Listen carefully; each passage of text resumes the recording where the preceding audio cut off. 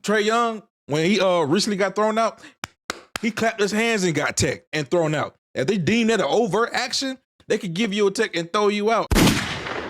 Yeah, it's your boy Chefbaker. We're back with another video. We got another reaction video. We're about to be reacting to Gilbert Arenas, and he talking about these crooked ass refs. He got Rashid on set, he got K-Ball on set. Everybody talk about they crooked ass refs. Me, myself, personally, I don't talk about the referees this season in the NBA because they've been trash, bro. It just been trash. They just unnecessary calls and ejections. Like, what the hell we doing, bro? But they about to talk about, go a little deep dive into the refs and what they know about the referees. So, you know, it is what it is. So if you're new to the channel, do me a favor, drop a like on this video, subscribe to the channel, share the video, you know what I'm saying? All that is very much appreciated. But without further ado, let's get into this reaction video. Let's see what they're talking about. Sheet, I want to get your thoughts on this, though. The CP3 Scott Foster beef has been well documented throughout the years. What do you think about that CP3 and Scott Foster situation, and should Foster be allowed to officiate any more CP3 games? I don't think he should, because that's bad for business, number one. But number two, I didn't hear until the other day through some friends the reason why that beef is a beef. And I gotta say, for that, I'm on the side of Chris Paul. I will beat your motherfucking ass. Because now you're taking it beyond basketball. It didn't happen on the court. It was some shit that happened off the court.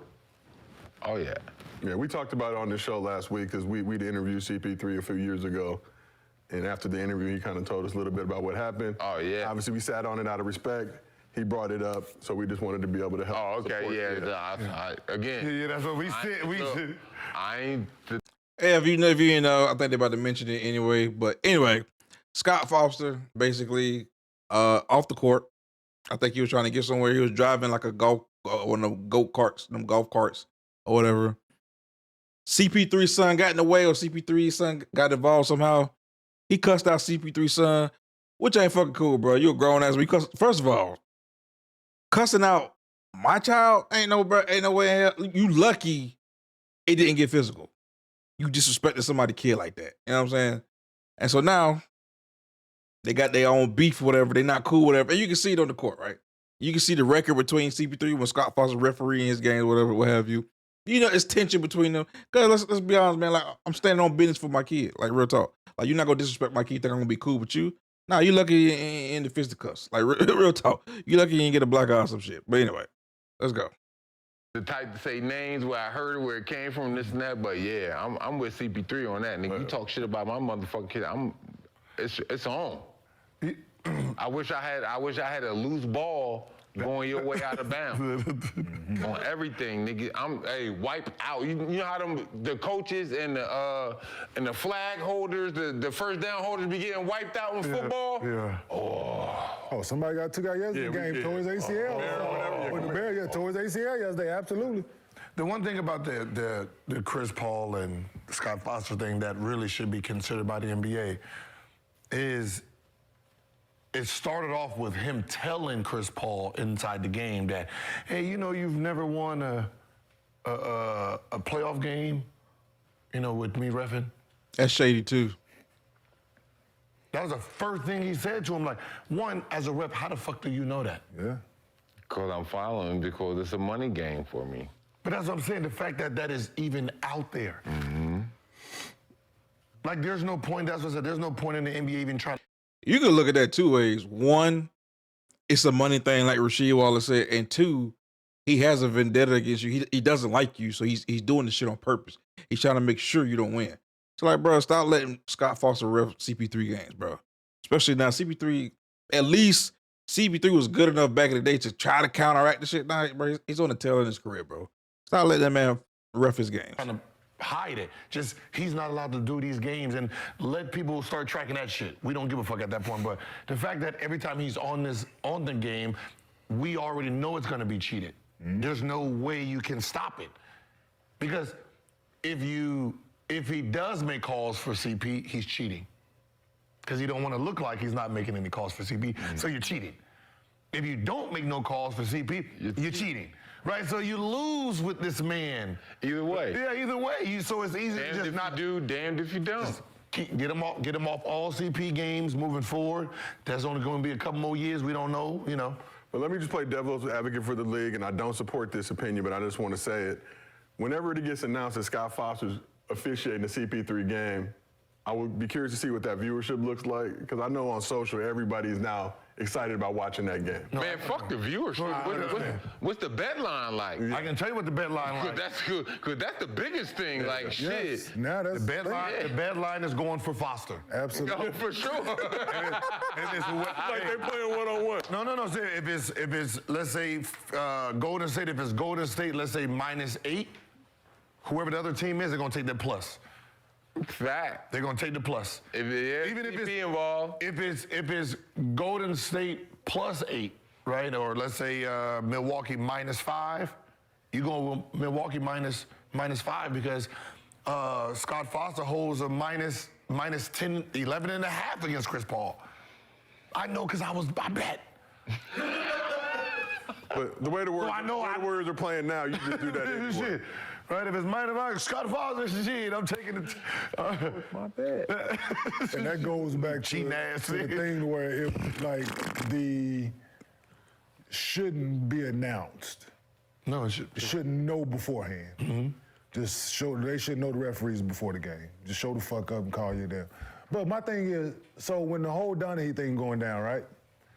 Wasn't he calling Scott Foster after every game? I think more than 100 He wasn't the calls. only Right? one. According to the Whistleblower podcast. Let's be honest here, man. It was a lone wolf, Kmart. Right. He was the only guy. They Stop, my come on, dude. man. Let's come on, man. Let's be. Tim, That's the only. Tim those was the phone only records one say- to expose a billion-dollar business with illegal gambling. It was nobody else other than Tim Donahue. No way. And bro, that's why people. I mean, there's not like concrete evidence, I guess per se, but that's why people believe what they believe about the NBA and the refereeing and how the games are fixed. It's like, come on, man. One man. But All right. the real story is, you got to give credit to David What, for squashing that shit right away? for understanding, because you know, This so shit back, get out of control. so back then, you know, the FBI went to David. Yeah. Right? So the FBI went to David and said, these are the people that we're looking at. Yeah. These are the people we're going after. Boom, boom, boom. Absolutely. So, you know, David being a businessman, just let me know, keep me informed so I can make sure everyone knows, you know, we're going to work with you 100%. Yeah. So once he got this list, hey, I want everybody to just report that Donahue got caught. Donahue's gotten caught, y'all. Donahue's got caught. So when the wire went out, Donahue is working with the feds. The lone wolf. Yep. So what ends up happening is you working with him like, oh nah, you caught. In call. So now In call. So you just allowed him to get caught by himself because now they can't tap the phones and get everybody recorded. Well, it's the same way they did. Gun Who is was lap that? shit. We all in the car Scandal in 1901 with the World Series and all of that. Red Sox, okay. White yeah. Sox. Same thing. You know what I'm saying? But yeah, we all know. Like, come on, dude. There is no one person that's gonna bring down $1 billion. Oh, he wasn't going loud.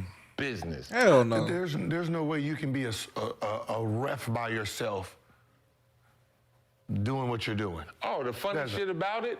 So during that whole time, right, after I told you I got the call when I was out in the middle of the fucking ocean, and just watching shit how it went over the next like 2-3 years, one of the cheating ass refs at that time, a couple years after, he was a SEC ref. He went to college. It was like 2 or 3 of them referees that went down to college. Absolutely, they did. And all of a sudden now they in the Big Ten, SEC, and the Pac-12. Like, yeah, I know who you are. Seeing you on TV. I know who you are. Just if we, without any evidence, if we're talking to each other about who gonna give you a tech first, the fuck else we talking about? so- you know what I mean? If we're coming together to say, hey, Bet dinner tonight. you know, let's dinner tonight. Who gonna give him a tech first? Yeah. If we're comfortable saying that with each other, Yeah. we're not comfortable saying what we what the spread is, what we got on over. Yeah. I'm just being honest right here. Let's just keep it just real. And it's the same right? crew. It's the same crew. Yeah. Now you got some of them guys, they want to be analysts for NBA TV, referee analysts for NBA TV, ESPN, you know, when they do the afternoon games, the big games and all that shit. So these the same cheating ass motherfuckers too. Cause now, who retires, like if, you know, outside of health, who retires from a $1 billion company when I'm making 6 figures? Who retires after like 16 or 17 years? You're not a player. You ain't got no health issues. You ain't got no knee problem, no ankle problem, no back problem. Bruh, if I'm a referee, I'm trying to stay in there as long as I can, bro. I've been a referee for like 30 years. I ain't about to retire no damn 15. Problems. Who retires? And you become an analyst of NBA referees. You become a director of NBA referees. And man, the fuck out of here, dog. Just in case, get these guys off them streets. Hey, dog, man. How's the Wi-Fi doing, everybody? You know our shit about to start getting jittery in a second. Cause this is shit like, so I told y'all the story the other day that I got kicked out for clapping, right? Clapping. It's real shit. So we playing in Denver, we playing the Bobcats at the time. Gerald Wallace runs JR over, right? Hit JR hard as shit. Boom. Call a block. JR get up. He land on the ground like kicking. Fucking Kenny Mauer, like, get up. I'm like, God damn, Kenny, give him a minute. That's what I said, like, God damn, Kenny, give him a minute. JR get up. He give me a text for saying, God damn, Kenny, give him a minute. The man get up, got a big ass knot, right? He holding his shit, go over to the sideline. As he go shoot the tech, they miss. I don't say shit, but it's a sarcastic clap. This motherfucker kicked me out of the game, dog. Bro, I hate that shit, bro. Listen, if you look at the NBA rule book under conduct, right? It will tell you under conduct, if you use profanity, they can give you a technical foul. Anytime somebody cuss, they technically can give you a technical foul. Anytime somebody cuss, it's under the NBA rule book. It's under their discretion.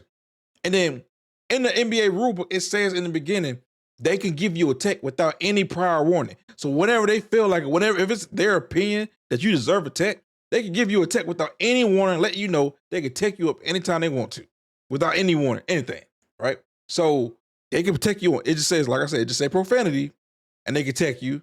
And then they don't have to warn you at all. They can just tech you when they want to. And another thing, the clapping. There's a rule in the rule book that says overt action. So overt action, clapping is one of them. So if a referee deems that whatever you're doing is an overt action, like clapping, like Jason Tatum, he clapped his hands one time and got a tech.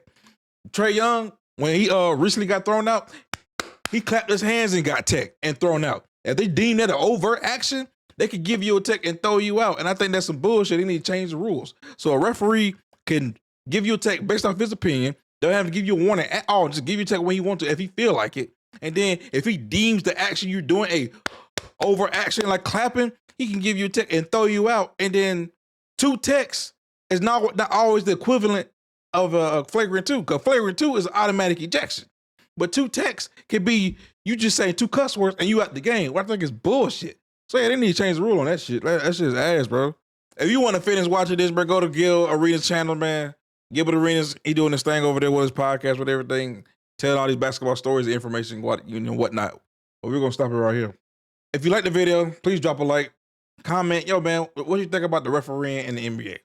Should they change some of the rules? What other changes can they make to the NBA refereeing? We know some of the history of the referee, how they can be corrupt and cheating, whatever. But comment what you think the NBA should do and with the refereeing. And like I said, drop a like, share the video, and I'm out. Peace. These damn refs.